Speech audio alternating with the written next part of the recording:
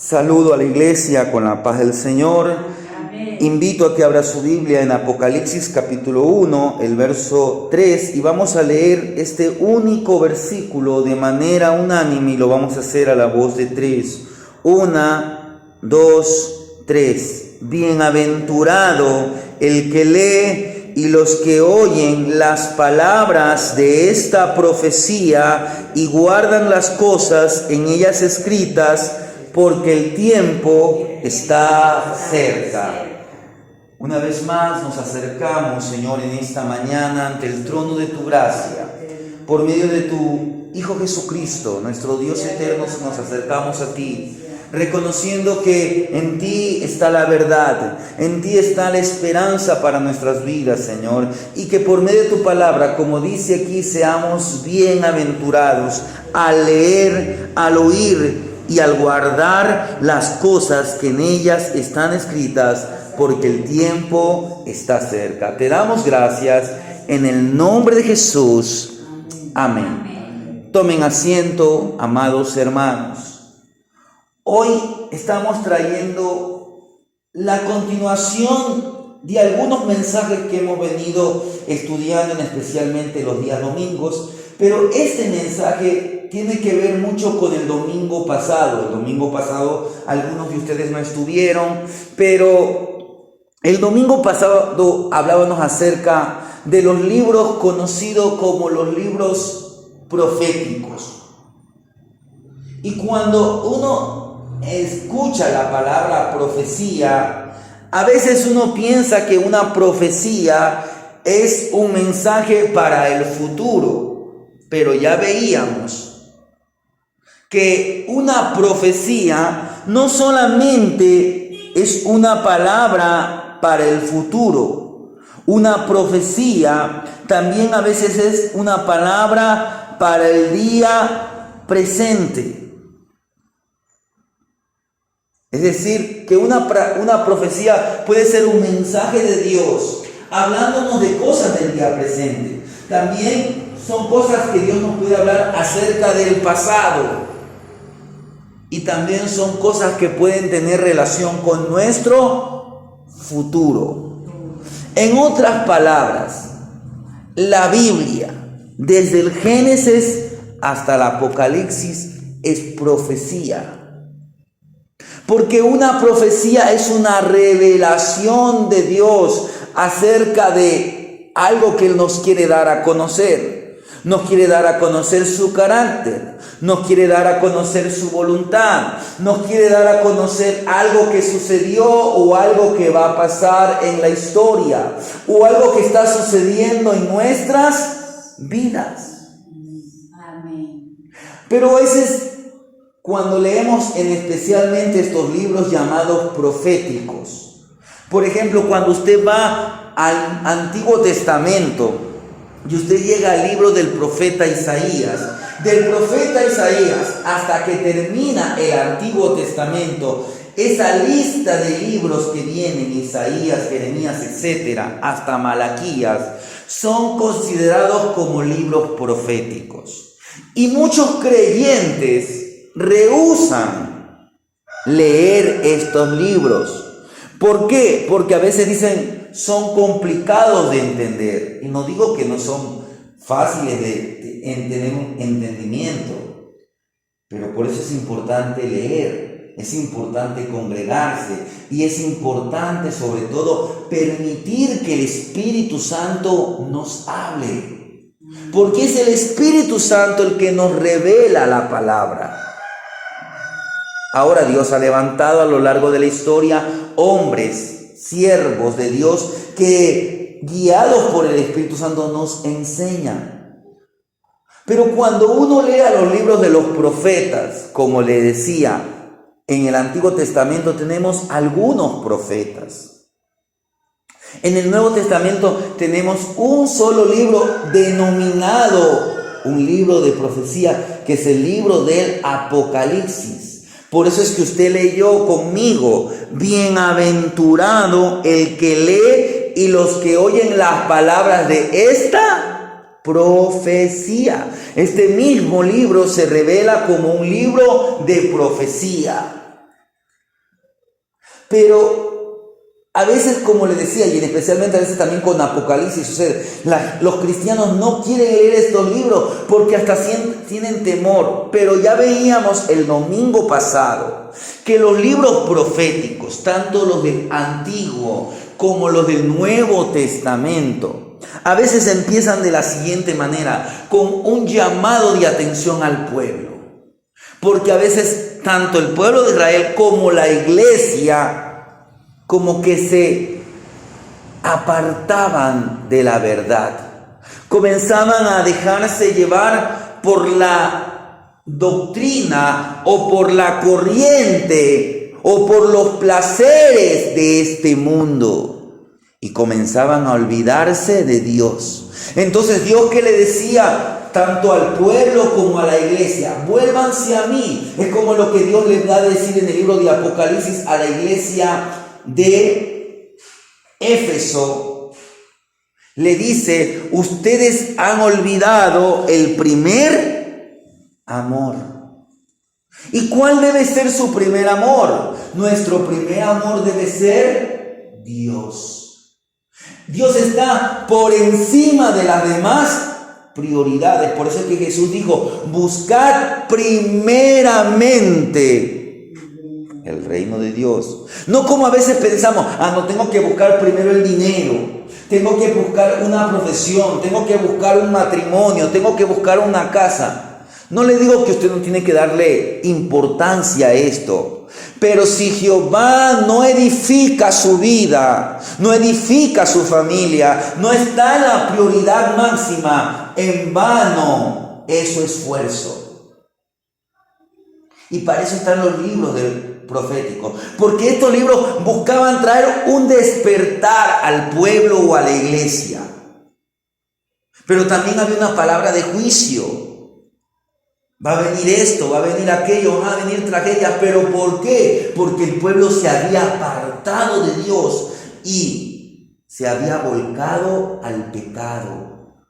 Por eso es que Dios le dice a la iglesia de la Odisea, en el libro de Apocalipsis, le dice de la siguiente manera: pero por cuanto eres tibio y no frío ni caliente, te vomitaré de mi boca. Una palabra dura. Pero ¿para qué era esta palabra? Para ver si el pueblo, en este caso la iglesia en la ciudad de Éfeso, se despierte. Pero si el pueblo se despertaba, si la iglesia se despertaba, tras de ello iba a venir arrepentimiento, perdón, bendición. En otras palabras, iba a venir esperanza. Tanto que el Señor le dice a la iglesia de la Odisea, a quien le dijo que la iba a vomitar de su boca, le dice: yo reprendo y castigo a todos los que amo, sé pues celoso y arrepiéntete. He aquí yo estoy a la puerta y llamo. Si alguno oye mi voz y abre la puerta, entraré a él y cenaré con él y él conmigo. Al que venciere, le dice el Señor, le daré que se siente conmigo en mi trono, así como he vencido y me he sentado con mi Padre en mi trono. Cuando usted lee las profecías, se da cuenta que las profecías nos traen un mensaje de esperanza. Las profecías despiertan y trazan esperanza. Esta es la continuación, la segunda parte del mensaje del domingo pasado. El domingo pasado, haciendo una breve recapitulación, vimos lo que es un profeta. Un profeta, ¿qué es? Alguien que trae un mensaje de parte de Dios. Es decir, que cuando alguien le habla por la palabra de Dios, aunque él no tenga un ministerio profético, tal vez es un pastor, un evangelista, pero le habla por la palabra de Dios, lo que le está trayendo es un mensaje de parte de Dios. Entonces, él está haciendo la función de un profeta. Una profecía, ¿qué es? Es una revelación de Dios. Hoy Dios ya no trae nueva revelación. ¿Por qué? Porque Dios ya dio la Biblia. Pero Dios continúa hablando. continúa hablando por su palabra, continúa hablando por el Espíritu Santo, continúa hablando a través de sus siervos, pastores, evangelistas, profetas, maestros, etc. Pero no va a traer algo que esté contra la doctrina ya dada. Hoy Dios no puede decir, hoy Dios no va a decir, porque Dios no se contradice. Si Dios antes dijo que el matrimonio es entre un hombre y una mujer, así venga un ángel del cielo y diga que no, que como Dios es amor, está bien que un hombre se case con otro hombre o una mujer se case con otra mujer. Eso está contra la enseñanza. Así venga alguien y diga, Dios me reveló que hay otro libro, como dicen los mormones. Eso está contra la enseñanza. Y así, por eso es que usted tiene que conocer la palabra. Porque si mañana viene alguien y dice, Dios te va a bendecir, pero si su vida espiritual, escuche, si su vida espiritual no está conforme a la voluntad de Dios, por más que ese hermano diga que Dios le va a bendecir, la Biblia dice, si oyeres mi voz, si obedecieres mis mandamientos, entonces yo te voy a bendecir en la ciudad como en el campo. El domingo pasado veíamos a algunos profetas del Antiguo Testamento. Vimos a los profetas mayores como Isaías, Jeremías, Ezequiel y Daniel. Y también vimos a algunos profetas menores. Pero nos quedamos hasta los últimos 3 profetas. No vimos los últimos 3 profetas del Antiguo Testamento. Por eso quiero que brevemente hablemos en este día de 4 libros. 3 libros del Antiguo Testamento y un libro del Nuevo Testamento, que es Apocalipsis. Vamos a ver los 3 últimos libros del Antiguo Testamento. Vaya al Antiguo Testamento, retroceda. Ahí deje el papelito para que ya mismo regrese. Pero quiero que vea a los 3 últimos profetas.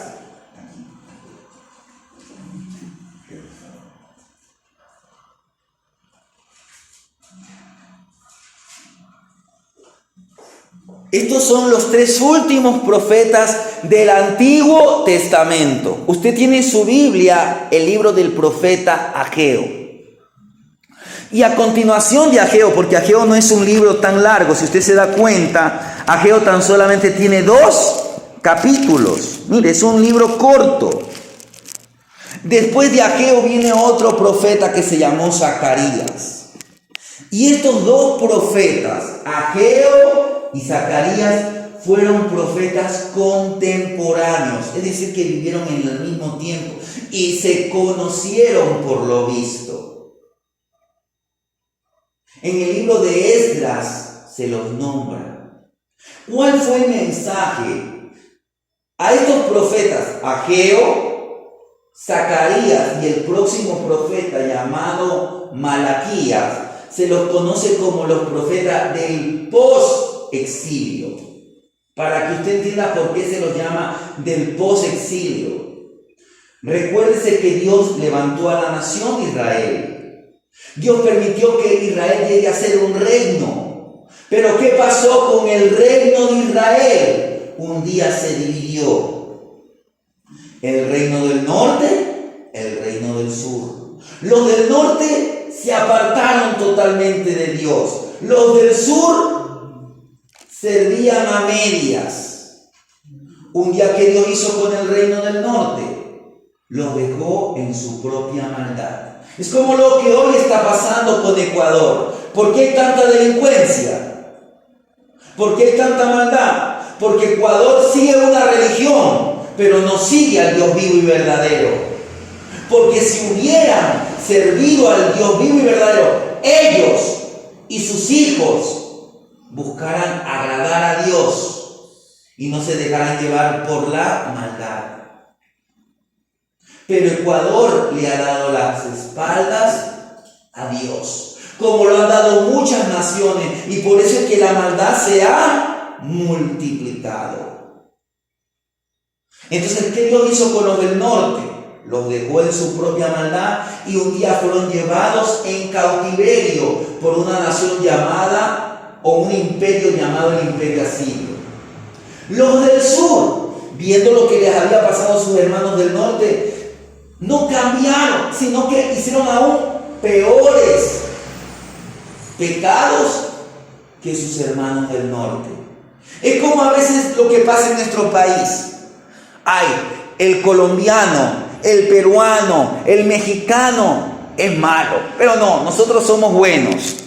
Cuando la Biblia dice, por cuanto todos pecaron, ¿qué significa? Que la maldad no mira país, no mira color de piel, no mira si es hombre o mujer.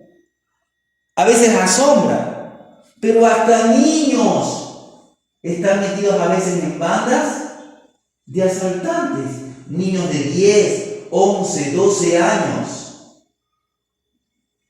¿Por qué? Porque el pecado envenena el corazón. El pecado destruye al ser humano. Pero el hombre dice, no, yo no mato, yo no robo, yo no soy como este. Pero todos somos pecadores. Y todos necesitamos de Cristo. Y eso pasó con Israel, eso pasó con Judá. Y como los del sur no aprendieron la lección, también fueron llevados como esclavos en cautiverio a otra nación. Fueron llevados al imperio babilónico. De eso mayormente predicaron o profetizaron los profetas mayores y los profetas que usted encuentra antes de Ageo. Va a venir el pueblo de Babilonia, los va a llevar al cautiverio, arrepiéntanse. Pero ellos no quisieron oír. Pero Dios decía, después de 70 años yo los voy a hacer regresar. Ahora, cuando ellos regresaron, no es que encontraron la casa arreglada. Váyase usted un año de su casa. Si regresa, ¿cómo la va a encontrar? Sucia. Ahora, ¿qué había pasado cuando el pueblo de Israel salió cautivo? Los babilónicos destruyeron las ciudades. Le pusieron fuego. Es decir, que cuando ellos llegaron, estos nuevos israelitas, estos nuevos judíos, encontraron las ciudades destruidas, no solamente sucias, sino destruidas por el fuego. Habían pasado 70 años. Los muros de las ciudades, como en aquellos tiempos las ciudades tenían muros, murallas, como protección, estaban totalmente destruidos. Y no vinieron muchos, no es que vino todo, vinieron pequeños grupos en diferentes tiempos y comenzaron a arreglar el templo. Pero ¿qué pasó? Dejaron de hacer la voluntad de Dios. Hicieron a medias el trabajo. Entonces Dios levantó a los profetas Ageo y Zacarías para motivar, para animar al pueblo a que terminaran de construir el templo. Tanto que el profeta Ageo, usted está en Ageo, mire lo que dice en el capítulo 2. Usted está en Ageo capítulo 1, vaya al capítulo 2. Y dice así el verso 8 y 9. Ageo 2, 8 y 9. Dice así: mía es la plata. Mire, Ageo 2, verso 8 y 9. Mía es la plata y mío es el oro, dice Jehová de los ejércitos. Y luego está hablando acerca de el templo. Dice: la gloria postrera de esta casa será mayor que la primera, ha dicho Jehová de los ejércitos, y daré paz en este lugar, dice Jehová de los ejércitos. Ahora quiero que me preste atención. Dios no solamente se estaba refiriendo a la construcción, Dios estaba hablando de una casa espiritual, estaba hablando de la nación de Israel. Estaba diciendo que la gloria de Israel en el futuro sería más que en los tiempos pasados. ¿Por qué? Porque Israel llegó a ser un reino estable, un reino rico, un reino de bonanza, un reino próspero. Pero como Israel abandonó a Dios, todo eso un día desapareció. Y Dios está diciendo que un día la gloria de esta casa, tanto de su templo como del pueblo de Israel, iba a ser mayor que la primera. Pero cuando ellos buscaran al Señor. Y Dios hizo y está haciendo eso con Israel. Pero ¿cómo Dios lo hace? Mire lo que dice el profeta siguiente, Zacarías. Vaya al profeta Zacarías. Sí, siga avanzando, siga poco a poco avanzando. Es el siguiente libro que viene, el profeta Zacarías.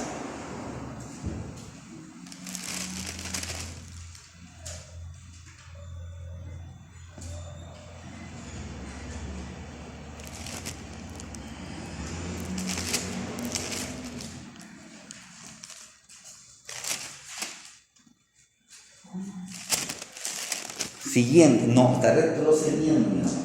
Para adelante, Zacarías. Ahí está Zacarías. Mire. Zacarías vino con un mensaje parecido al del mensaje del profeta. ¿Qué capítulo? Ya le doy la cita. Pero mire lo que dice el verso, capítulo 2. El verso 8. Mire, porque así ha dicho Jehová de los ejércitos: tras la gloria me enviará él a las naciones que os despojaron, porque el que os toca a la niña de sus ojos. Mire cómo Dios nos ama, cómo Dios nos aprecia. Dios ama a los que le temen, en este caso a la nación de Israel. La amaba como quien valora su vista. Tóquese la niña de su ojo, en otra palabra, tóquese la vista y usted se va a sentir mal. La gente se cuida, yo cuido mis ojos, yo valoro mi vista. Dios amaba a Israel como quien valora o aprecia su vista. Para Dios Israel era como la niña de sus ojos. Hoy, para nosotros que somos también un Israel espiritual, es decir, somos casa de Dios, somos el pueblo de Dios, Dios también nos valora, nos ama como a la niña de sus ojos. Pero mire, para que Dios haga una obra, Dios no quiere hacer una obra por medio de la fuerza, sino que Dios, ¿cómo lo hace? Por medio de su Santo Espíritu. Siga avanzando allí en Zacarías y vaya al capítulo 4, el verso 6. Zacarías 4, capítulo 4, verso 6.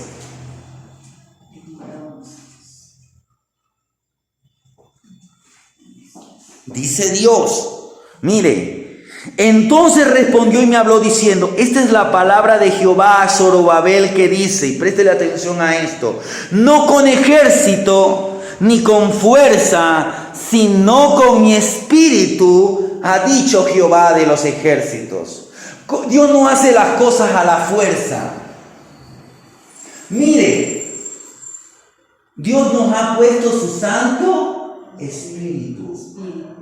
Y Él es el que nos motiva para que usted se congregue. Él es el que nos motiva para que usted ofrende. Ahora Dios no lo va a obligar. Él es el que nos motiva a que usted se consagre. Él es el que motiva a que usted lea la Biblia. Pero a veces usted dice: no tengo tiempo, más luego, en otro momento. Entonces, ¿por qué la vida de los cristianos a veces ellos no ven la bendición, la paz, el amor, el gozo de servir a Dios? Porque no es por fuerza,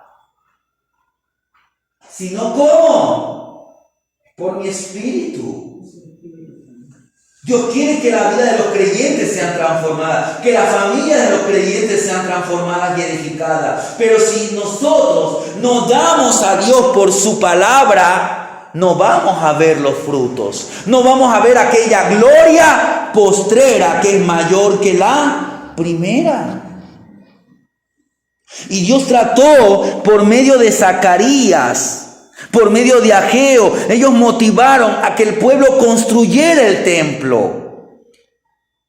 Motivaron a esta labor. El profeta Zacarías, especialmente usted leyó Zorobabel. Zorobabel era un líder, era el gobernador. Ellos estuvieron para motivar a los líderes, para enseñar a la nación que Dios quería glorificarse en medio de su pueblo. Y aunque la nación no tenía recursos, que Dios le dijo: mío es el oro. Usted puede decir: no tengo para ofrendar, pero lo poco que tenga, si usted lo hace para la gloria de Dios, si usted se para, usted créale a Dios, como aquella viuda que dice que dio todo lo que tenía. Ella no tenía mucho dinero, tan solamente tenía 2 blanquitas, como decir, tenía 25 centavos. Pero lo que tenía, ella lo dio.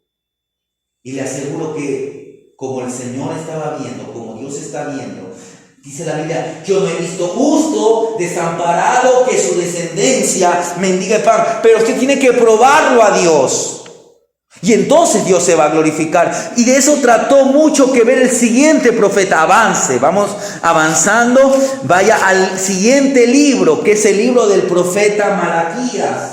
Y mire, Malaquías habló, capítulo 3, acerca de esto. Ahí está, Malaquías 3:10. Mire lo que dijo Malaquías. ¿Qué les dijo Malaquías a la nación de Israel? Traed todos los diezmos al alfolí y hay alimento en mi casa. Hagamos un alto. Mire, hagamos un alto para que usted entienda lo que pasó entre Ageo, Zacarías y Malaquías. Malaquías es el último de los profetas del Antiguo Testamento, porque cuando usted termina Malaquías ya empieza el Nuevo Testamento. Ya comienza la historia de Jesús. Malaquías escribió unos 400 años antes que Jesús naciera. Ageo y Zacarías escribieron unos 500 o 490 años antes de Jesús. Entonces, entre Ageo y Zacarías y Malaquías, entre los 2 primeros profetas que vimos, Ageo y Zacarías y Malaquías, hay mucho tiempo.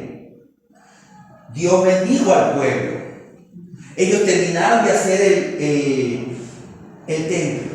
Pero después el pueblo, y eso pasa con el creyente, comienza a servir a Dios como le da la gana. Entonces ellos traían sus ofrendas, traían sus diezmos. Recuérdense que en aquellos tiempos, ¿cómo eran las ofrendas? A veces era un animal, un sacrificio. Entonces iba uno a ver el sacrificio, decía: ¿y ahora qué animal llevo al profeta para mi sacrificio? Y por ahí veía a un animal enfermo. Ese llevo. Y eso a Dios no le agradaba. Es como que si usted tuviera 2 billetes de $5. No sé si usted escuchó en las noticias días atrás que decían que si usted va a un banco con un dinero que está manchado, especialmente con una tinta de color morado o de tinta de color verde, no se lo van a aceptar. ¿Pero por qué?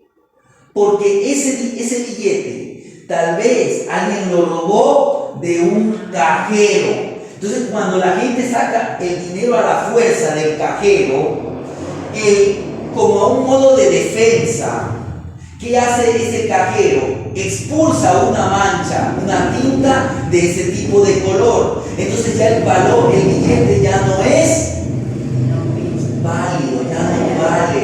El banco no lo va a recibir, o si se lo recibe, se lo va a quitar.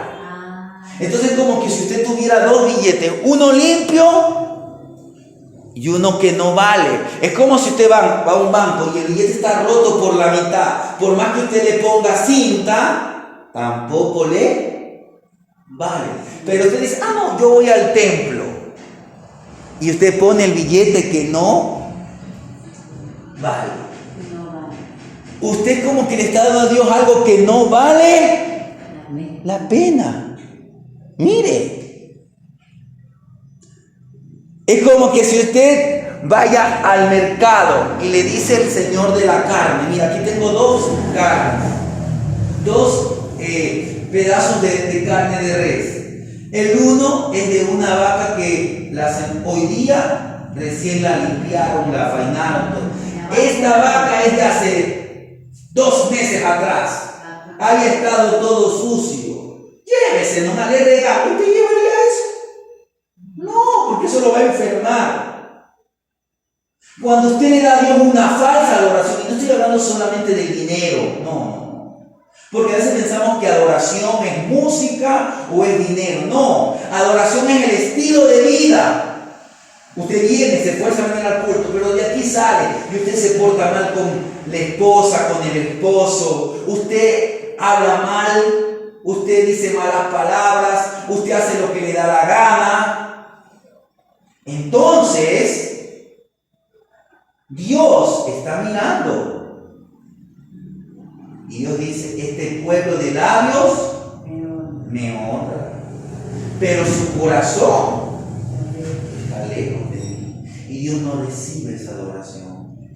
Porque nosotros venimos a adorar a Dios en espíritu y en verdad. Usted al salir de este lugar, usted tiene que vivir esa palabra. Usted tiene que esforzarse en servir a Dios. No va a ser fácil, pero recuérdese que no es por fuerza, es con mi espíritu. Y si usted es un creyente, es un cristiano verdadero, el Espíritu Santo mora en su vida, pero usted tiene que darle lugar al Espíritu Santo. Usted tiene que decir, Señor, yo no puedo con mi carácter, pero tú sí puedes transformar mi carácter. Yo me humillo a ti. Enséñame a callarme la boca. Enséñame a no hablar cosas que a ti no te agradan. Enséñame a ser un creyente diferente. Entonces es ahí cuando viene el cambio.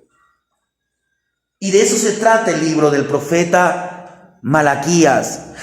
Malaquías confrontó a los líderes, confrontó al pueblo en cuanto a la adoración, y él les recordó que el dueño de todo es Dios y que él iba a enviar a un profeta. Mire lo que dice en el capítulo 4. Ahí estamos en Malaquías. En el capítulo 4, ¿cómo cierra? Mire, he aquí viene el día ardiente como un horno. Todos los soberbios, todos los que hacen maldad serán estopa. Aquel día vendrá, los abrazará, dice Jehová de los ejércitos. Mas a vosotros, los que teméis mi nombre, nacerá el sol de justicia. En sus alas traerá salvación. Y saldréis y saltaréis como becerros de la manada. Hollaréis a los malos, de los cuales serán ceniza bajo las plantas de vuestros pies. En aquel día en que yo actúe, ha dicho Jehová de los ejércitos, acordaos de la ley de Moisés, mi siervo, el cual encargué en Horeb, ordenanzas y leyes para todo Israel. He aquí, mire, yo os envío al profeta Elías antes que venga el día de Jehová, grande y terrible. Él hará volver el corazón de los padres hacia los hijos y el corazón de los hijos hacia los padres, no sea que yo venga y hierra la tierra con maldición. Mire, ¿qué Dios le estaba diciendo a los israelitas? Voy a enviar un profeta. Pero ustedes tienen que hasta ese tiempo tienen que guardar la ley. La ley que les fue dada a Moisés, guarden la ley. Pero este profeta va a venir con un mensaje para que usted se despierte. Porque tras ese profeta, como dice el verso 2 del capítulo 4, él iba a enviar al sol de justicia. Iba a enviar a dos personas, a un profeta como Elías. Ese fue Juan el Bautista. Y tras el profeta Elías vendría el sol de justicia. ¿Quién es el sol de justicia? Nuestro Señor Jesucristo. Amén. En sus alas él traería salvación.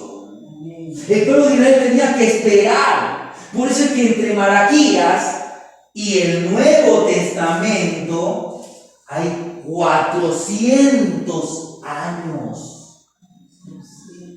Pasaron 400 años. Ahora, si usted va a una Biblia católica, usted va a encontrar otros libros que no están en nuestra Biblia. ¿Pero por qué? Porque esos libros se escribieron esos 400 años, pero no fueron inspirados por Dios. Porque Dios, ¿qué les dijo? Esperen hasta el profeta, que es idéntico a Elías. Pero ¿qué hicieron muchos? No esperaron. Y por eso es que usted en los tiempos de Jesús encuentra esa confusión religiosa. Fariseos, saduceos. Es como hoy.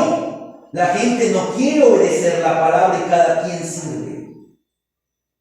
Y cerramos así el Antiguo Testamento. Pero para terminar este mensaje, ahora sí vaya a Apocalipsis, donde empezamos. ¿Vale?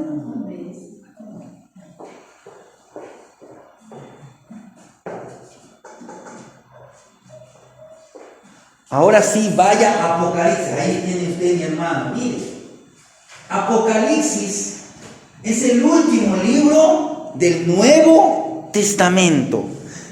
Mire lo que nos dice el verso 1, Apocalipsis 1:1. La revelación de Jesucristo. Mire, el libro de Apocalipsis fue escrito en un idioma llamado griego antiguo o griego koiné. Y en el libro de Apocalipsis empieza así, el Apocalipsis de Jesucristo. La palabra Apocalipsis no significa tiempos malos, no significa días finales, lo que significa revelación.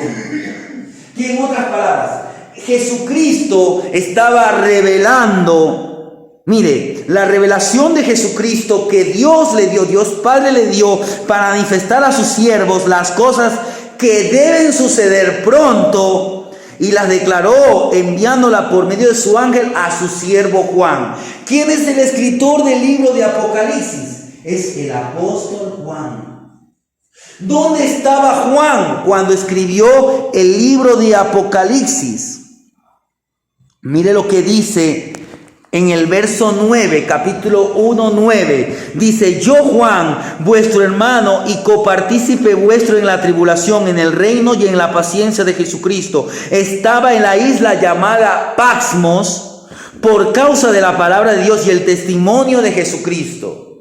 Présteme atención a lo que le voy a explicar ahorita. Mire, Juan fue uno de los 12 discípulos originales de Jesús. Juan conoció personalmente a Jesús. Juan, cuando escribió el libro de Apocalipsis, ya era un anciano, tal vez de más de 90 años. Pero Juan, por predicar el Evangelio, fue perseguido y hasta lo quisieron matar. Pero, aunque la Biblia no da testimonio, hay ciertos relatos que dicen que Juan no lo podían matar porque ocurrían eventos sobrenaturales. Hay una historia que cuenta que hubo un emperador que hizo que a Juan lo metieran en una olla, y esa olla la llenaron de aceite hirviendo, y a Juan no le sucedió nada. Entonces ya el emperador romano no sabía qué hacer con el apóstol Juan. ¿Y qué hace? Lo exilia a una isla llamada Patmos.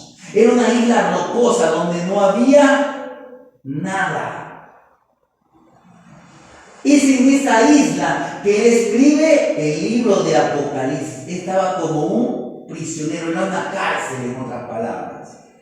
Estaba rodeado de otros delincuentes, aunque Juan no era un delincuente. Estaba ahí por predicar el Evangelio de Cristo.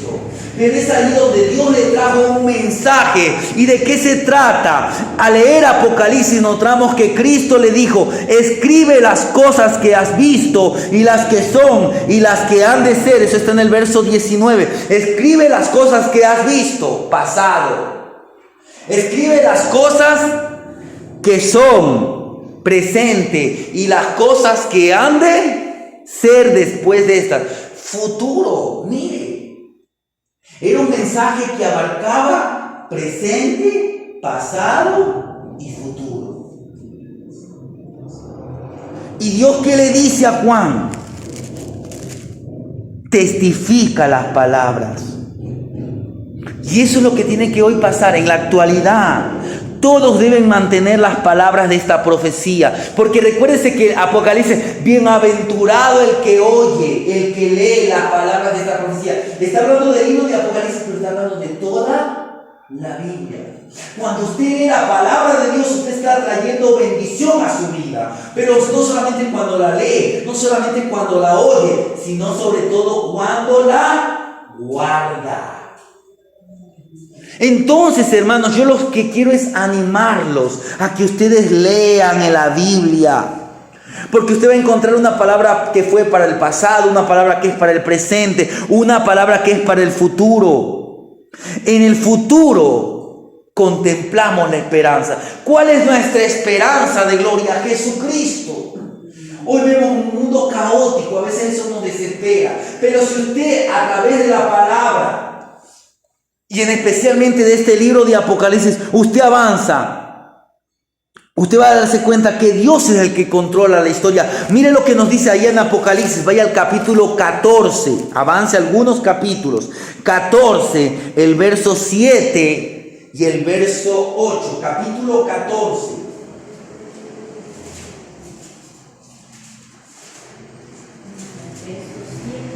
Y verso 8. 14, verso 7 dice: diciendo a gran voz, temed a Dios y dale gloria, porque la hora del juicio ha llegado, y adorar a aquel que hizo el cielo y la tierra y el mar y las fuentes de las aguas. ¿Usted a quién tiene que temerle? No es al hombre, no es al delincuente. Al que tiene que temerle con temor reverente es a Dios, porque en Él está el poder de la vida y el poder de la muerte. Él es el creador, el soberano, el que tiene el control de todas las cosas. Él es aquel que dice luego, otro ángel le siguió diciendo: ha caído Babilonia, la gran ciudad, porque ha hecho beber a todas las naciones del vino del furor de su fornicación. Un día el más malo, Satanás, será derrotado. Mire lo que dice en el capítulo 20 de Apocalipsis. Avance al capítulo 20, el verso 10.